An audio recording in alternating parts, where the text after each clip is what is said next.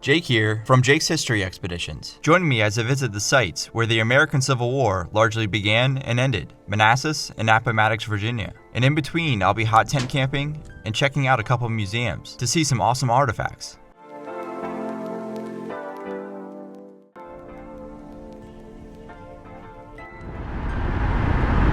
I'm from Central Maryland, so I'm lucky enough to live within a couple hours of many Civil War battlefields. Bull Run or Manassas is one of them. Before I arrive, I'll give you a super quick overview of the first Battle of Bull Run. Bull Run took place on July 21st, 1861, and was the first major full-scale battle of the Civil War. President Lincoln was under pressure to end the war quickly, and as a result, Union General Irvin McDowell was sent south from Washington to capture the Confederate capital of Richmond. Standing in the way and protecting the important railroad junction at Manassas was Confederate General P.G.T. Beauregard. A small skirmish took place at Blackburn's Ford on July 18th, but on the early morning hours of July 21st, the first major engagement of the two armies kicked off near Bull Run Creek. Early in the battle, it was a clear Union victory. That is, until this guy decided to stand like a stone wall on top of Henry Hill. Confederate troops were brought in to reinforce their lines, and by the end of the day's fighting, the Union forces were fleeing back to Washington in defeat. In total, roughly 28,000 Union soldiers and 32,000 Confederates were engaged in the battle, with the Union suffering nearly 2,900 casualties, and the Confederates suffering roughly 2,000. Now that that's out of the way, let's go explore the battlefield. The park's visitor center is on Henry Hill, and behind it in the distance is the Henry House. At the time of the battle, 84-year-old Judith Henry and her daughter Ellen were inside the home. Judith, being bedridden and too old to flee, was struck by a cannonball that crashed through her home and would be the only civilian fatality of the battle. The home was destroyed. This house that sits here today was constructed in 1870 and remained in the Henry family until the 1920s. Behind the home sits the Patriots Monument, completed in June of 1865. It is one of the first Civil War battlefield monuments erected anywhere in the country. For most Civil War battlefields, it's impossible to see everything in one day. But with the first Bull Run, you can see pretty much everything just in one loop, which I'm doing right now. It's not everything in the battle, but it's a majority of the locations that were pivotal. There are three original structures that were here during the Civil War. The Henry House, and just down the hill is the Stone House, and a ways in that direction past the Stone House is the Thornberry House. It's true that you can see most of First Bull Run in one day, but it is quite a lot of walking if you do it all on foot, especially if you're out of shape like me. Driving from location to location makes things more manageable.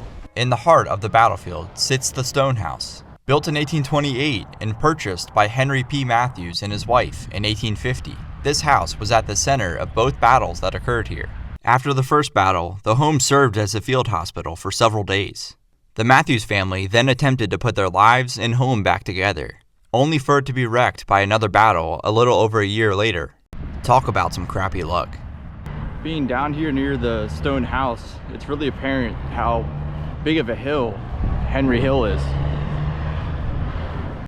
And as I said earlier, I'm not exactly in peak physical condition, so the hike back up the hill was not as fun as coming down the hill. Back on Henry Hill sits the remains of the Robinson House, belonging to a free African American named James Robinson, who was the third wealthiest free black man living in Prince William County prior to the war, which is sort of a weird but interesting fact. James lived in this tiny home with 8 other family members when the war came to his front doorstep. Luckily, the home escaped major damage in both battles that occurred here. However, the structure that stood on these foundation blocks would burn down in a 1933 fire. Heading back up to the visitor center, we see the lines of Confederate artillery near the location where General Jackson famously held his ground to earn the nickname Stonewall Jackson. Next, I headed over to the beautiful stone bridge, the original having been built in 1825, but destroyed in the Battle of Second Manassas. This bridge that stands here today is a replica, built in 1884, so it is still super old. During First Manassas, some of the first shots of the battle were fired in this vicinity, setting off a small skirmish that would erupt into a large-scale engagement roughly 2 miles west. Fun fact, this is an area of the battlefield where some spectators from Washington were located. Most were further away, near Centerville, but when the Federal Army fled in retreat later in the day, civilians and soldiers alike largely escaped the Confederates using this road north. On the move again, I quickly stopped at Matthews Hill, where major fighting occurred earlier in the day, before fighting moved south to Henry Hill. From what I saw, there's not too much to see here, unless you're willing to hike a ways, which is a nice hike. I've done it before, but your boy was tired and running out of time.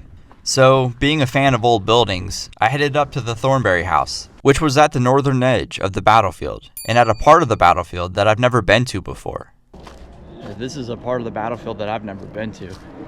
That's what I just said. Anyways, it was a cool hike back into the woods, kinda tucked away. It was built in the 1840s and was left in ruins after the first battle. Laura Thornberry, who was 7 at the time of the battle, recalled returning to the home with everything in the house having been taken, and dead men everywhere. As you can see, the landscape looks very different today.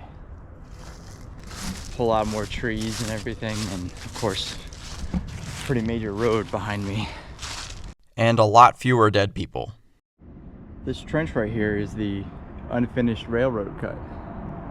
This railroad cut would be a much more prominent location during the Second Battle of Manassas. Alright, now it's time to head back to the car. I'm starting to lose a little bit of sunlight, and I'd like to get to my camping spot while it's still bright out. But one more thing before I head out, I'm gonna go to back to the visitor center and check out their museum. The museum and the visitor center was relatively small, but they did have some cool things, like artifacts from the Henry House and the Robinsons. And of course many firearms, swords, artillery pieces and examples. In this surgical kit from the first battle. They also had a room of faces of fallen soldiers, which had this 200-pound naval shell in it, which was found unexploded near the Patriots Monument on Henry Hill during a 1975 restoration project. From here, I had a 2-hour drive to my campsite. But on the way, I stopped to visit the location of the Manassas McLean farm, which is where some of the first shots were fired in the skirmishes that led to the first Battle of Bull Run. As you can see, today the land is just a trash-filled CVS parking lot. But for foreshadowing purposes, remember the name McLean. Okay, back to my drive. Tonight I'm camping on a remote area of farmland, just outside of Charlottesville, Virginia. I want to walk around and see all the horses and stuff, but I definitely need to get to work before I lose more sunlight.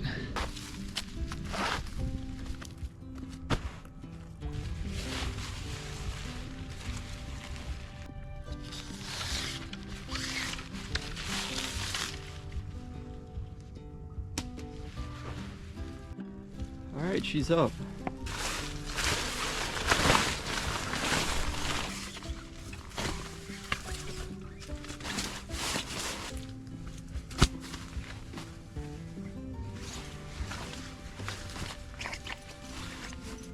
This is only my second time camping in this tent and using this wood stove, so don't roast me too much in the comments if I do anything wrong.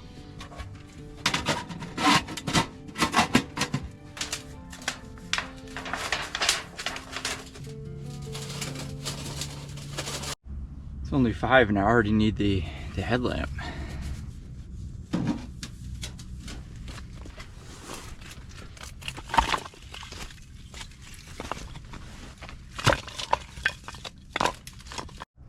Wow, look at that sky.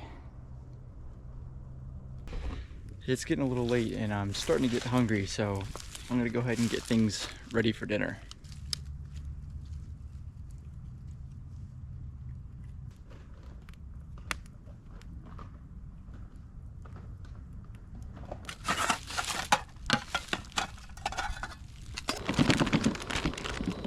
On my propane stove, I made some mashed potatoes with cheddar cheese, cream cheese, and bacon. Looks like that's at a good boil.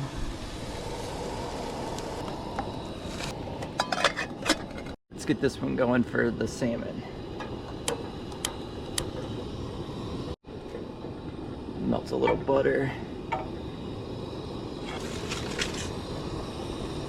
I also made a seafood stuffed salmon. Put a little bit of Old Bay on there.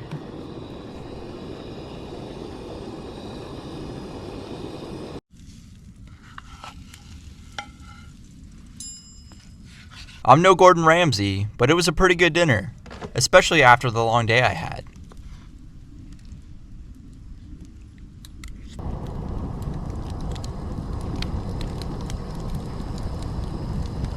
It's definitely gotten cold enough for me to really enjoy this hot stove, so I'm gonna get this thing fired up.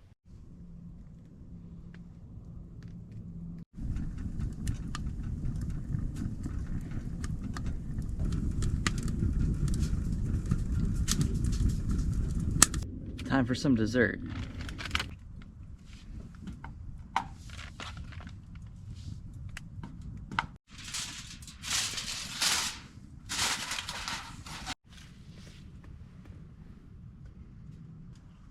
Pretty good.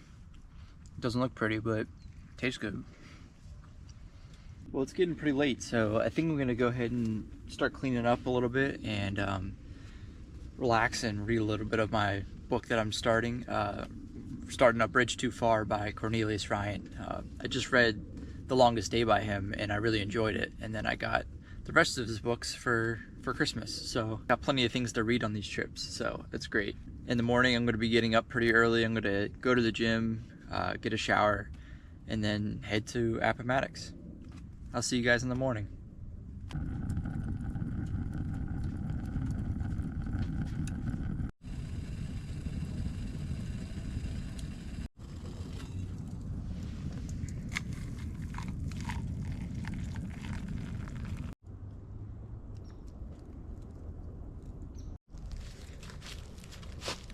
Good morning.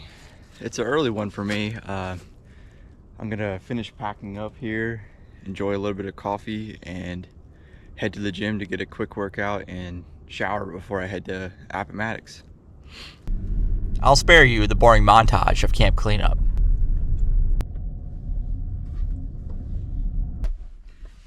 Alright, that was a pretty good workout. I've never been to a Planet Fitness, but that was a lot nicer than I expected it to be. Now we've got a little over an hour drive to Appomattox.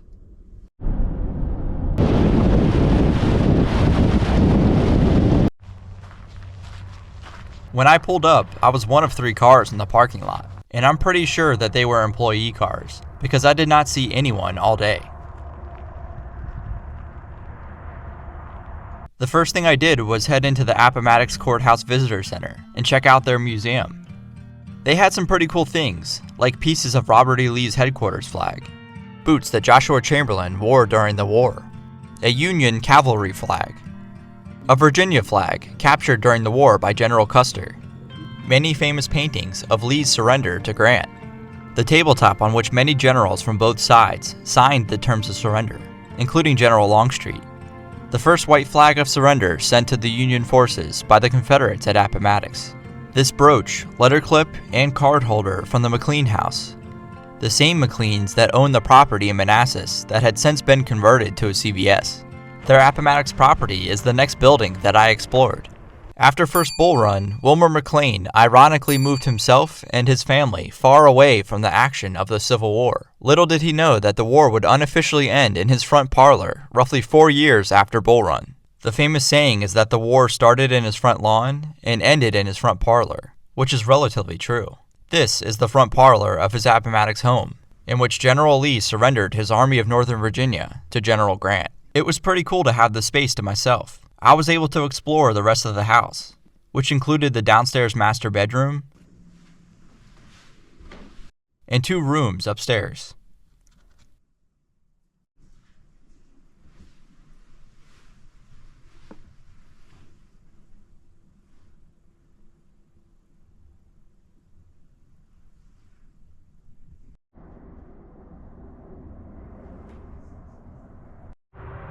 In the back of the house, there is a summer kitchen building and slave quarters,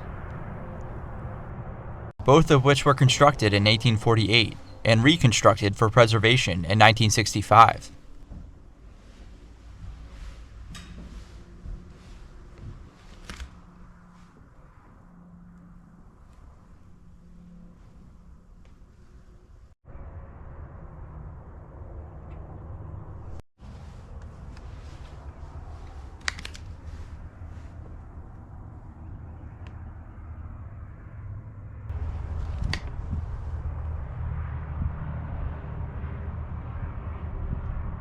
The house itself was also constructed in 1848 and was sold to Wilmer McLean in 1863. In 1893, the home was dismantled with plans to reconstruct the house at the famous World's Fair in Chicago, but this never came to fruition. The home would eventually be reconstructed on its original site in 1950 and has been there ever since. Across the street from the McLean house is the Meeks store. Constructed in 1852, this building operated as a general store and post office.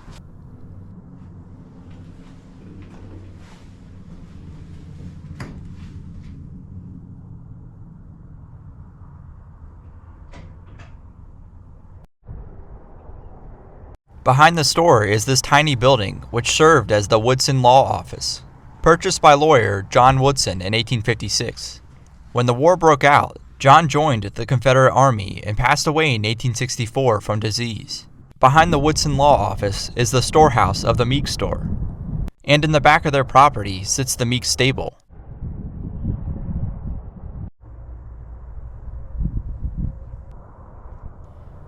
In a field beside the stable is the grave of Lafayette Meeks, son of the Meeks store owner, Francis Meeks, who enlisted in the 2nd Virginia Cavalry in 1861. Less than 6 months after enlisting, he passed away from a fever and was brought back here to be put to rest, just yards away from where the war would unofficially end a few long years later.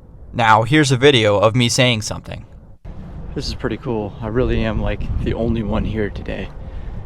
So much so that they had to get someone from the visitor center to come let me in the McLean house, which apparently is just always open, but today they had it shut because nobody's here. This next house adjacent to the courthouse is the Clover Hill Tavern. It felt like I was breaking some type of rule by entering all these buildings alone.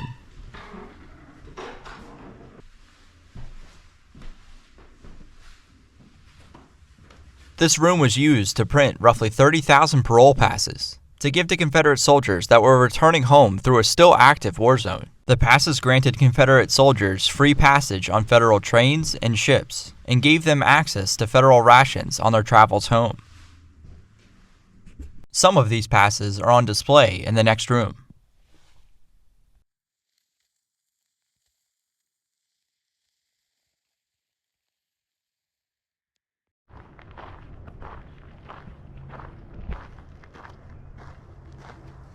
Behind the courthouse here is the jail, which was built in 1867 after the old jail burned down in 1864.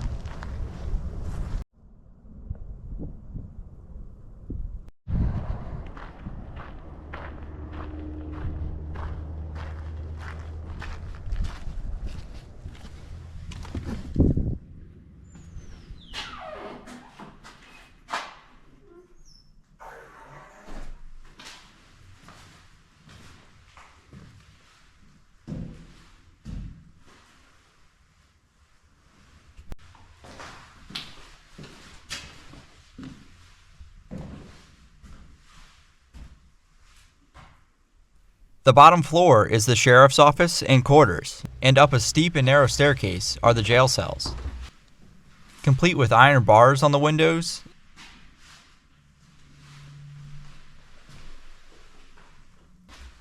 and thick wooden doors paired with iron jail cell doors.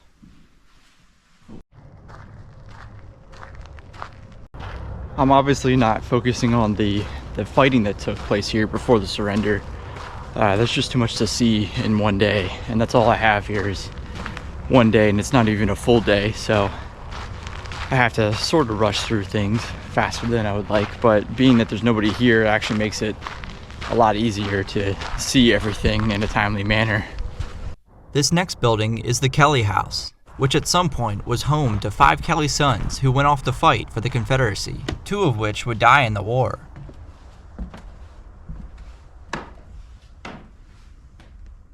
After the war, an ex-slave named John Robinson purchased this home and ran a successful shoemaking business out of it.